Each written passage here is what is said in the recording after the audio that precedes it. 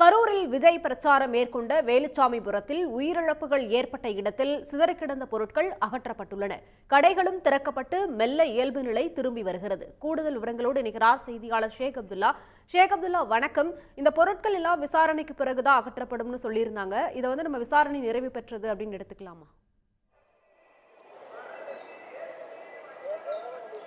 கரூரில் கடந்த 27ஆம் தேதி அன்று மாலை 7:30 மணி அளவில் தமிழக வெற்றிக் கழகத்துடைய தலைவர் விஜய் பிரச்சாரம் மேற்கொண்டார். இந்த பிரச்சாரத்தின் போதுதான் அதிக கூட்ட நெரிசல் ஏற்பட்டு மூச்சு விட முடியாமல் மூச்சு திணறலில் கிட்டத்தட்ட ஒரு 41 பேர் உயிரிழந்திருக்காங்க. மேலும் அதில் 110 பேர் படுகாயம் அடைஞ்சிருந்தாங்க.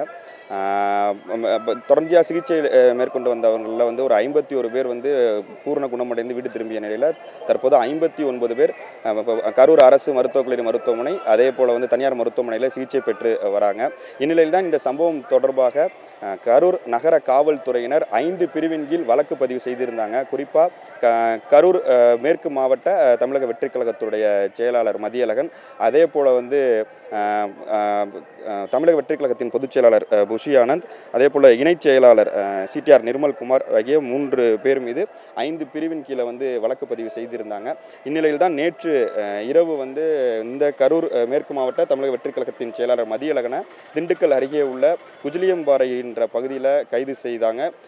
தொடர்ச்சியாக அவரோட விசாரணை மேற்கொண்டு வரக்கூடிய நிலையில் இனி வரக்கூடிய நேரங்களில் அவரை நீதிமன்றத்தில் ஆஜர்படுத்தி சிறையில் அடைக்க உள்ளாங்க.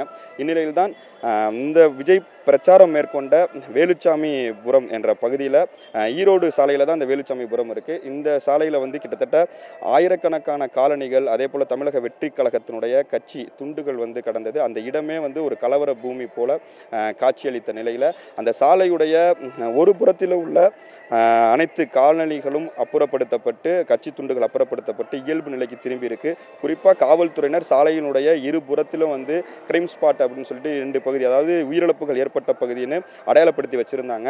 அந்த அடையாளப்படுத்தி வைக்கப்பட்ட பகுதியில் தான் தமிழ்நாடு அரசால் நியமிக்கப்பட்ட ஒரு நபர் ஆணைய ஓய்வு பெற்ற நீதிபதி அருணா ஜெகதீசன் 2 தினங்களாக விசாரணை நடத்தினாங்க. விசாரணை முடிந்து நேற்று சென்னை திரும்பி இருக்கக்கூடிய நிலையில் சாலையினுடைய ஒரு புறத்தில் உள்ள பகுதியில் உள்ள அனைத்து வித காலணிகள், அதே போல் கட்சி துண்டுகள் அப்புறப்படுத்தப்பட்டு அந்த பகுதியில் இயல்பு நிலை திரும்பி இருக்கு.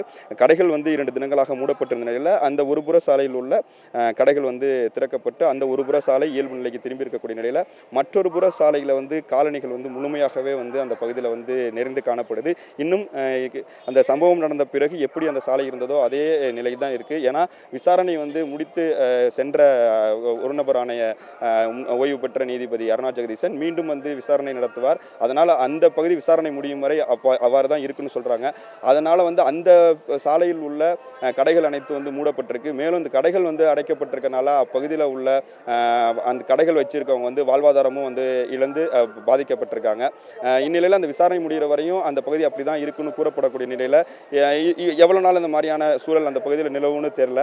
அதே போல அந்த பகுதியை பார்ப்பதற்கு பல்வேறு பகுதியிலிருந்து தொடர்ச்சியாக பொதுமக்கள் பார்வையிட்டு போறாங்க. ஏன்னா ஒரு துயர சம்பவம் நடந்திருக்கு. கரூர் ஆற முடியாத ஒரு ஏற்றுக்கொள்ள முடியாத ஒரு துயரம் நடந்திருக்கு. இதுவரையும் எங்கும் இந்த அரசியல் பிரச்சார கூட்டங்கள்ல இவ்வளவு பெரிய உயிரிழப்புகள் நடந்ததில்லை. அதனால அந்த பகுதியை பார்த்து செல்லக்கூடிய நிலை இருக்கு. மேலும் அதே பகுதியில் ஒரு 15க்கும் மேற்பட்ட காவல்துறையினர் அதே பகுதியில் தொடர்ச்சியாக இரவு பகலாக பாதுகாப்பு பணியிலையும் ஈடுபட்டு இருக்காங்க. இந்த சம்பவம் கரூரில் நடந்த சம்பவம் ஒட்டுமொத்தமாக ஒரு நாட்டையே உலுக்கி உள்ளது. பெரும் மீள முடியாத துயரில் கரூர் பகுதி மட்டுமில்ல நாடே தவித்திட்டு இருக்குன்னு தான் சொல்லணும். குறிப்பாக இப்போ நம்ம நகர காவல் நிலையத்தில் இருக்கும். இந்த காவல் நிலையத்துக்கு தான் இன்னும் சற்று நேரத்தில் கைது செய்யப்பட்ட தமிழக வெற்றிக் கழகத்துடைய மேற்கு மாவட்ட செயலாளர் மதியழகன் அழைத்து வரப்பட்டு பின்னர் அவரை நீதிமன்றத்தில் ஆஜர்படுத்தி சிறையில் நடக்கும் நடவடிக்கையில் காவல்துறையினர் ஈடுபட உள்ளாங்க.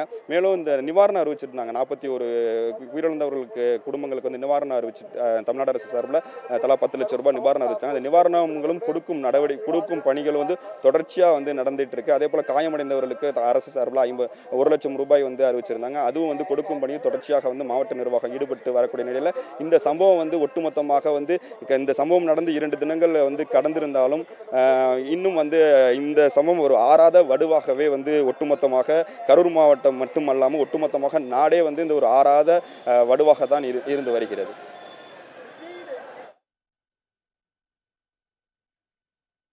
களத்திலிருந்து விவரங்களை வழங்கியமைக்கு நன்றி ஷேக் அப்துல்லா. உடனுக்குடன் செய்திகளை தெரிந்து கொள்ள சன் நியூஸ் பெல் ஐகானை கிளிக் பண்ணுங்க.